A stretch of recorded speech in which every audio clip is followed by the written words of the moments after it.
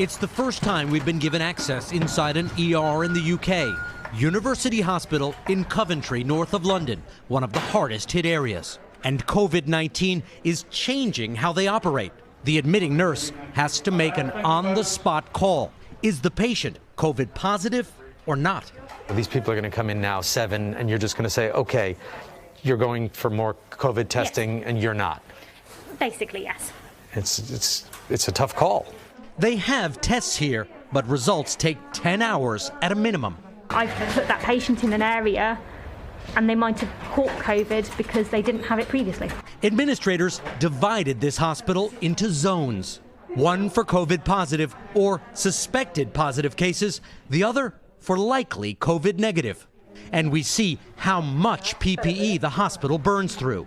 Each move into a COVID area requires putting on protective gear and then disposing of it there in the room. And then doing it all over again when they go back into COVID areas.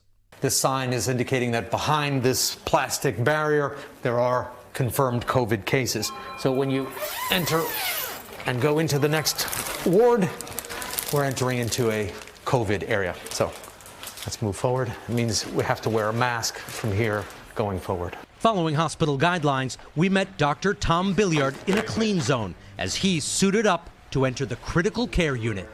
We asked him to take a camera inside. Nationwide, half of COVID patients who need this level of care don't survive. We've never had quite so many patients quite as sick as they are. We've seen a lot of death. But even with all the checks and all the divisions, this virus can still spread. Nicola Wesson is a surgical nurse. She started to have a fever and cough a few days ago. Today she came in for a test. She'll get the results in 48 hours. You look pretty nervous. I'm scared, just in case, because I've got a young family at home. Nicola's husband is an electrician, laid off, now taking care of their 2 kids as she isolates in a room at home.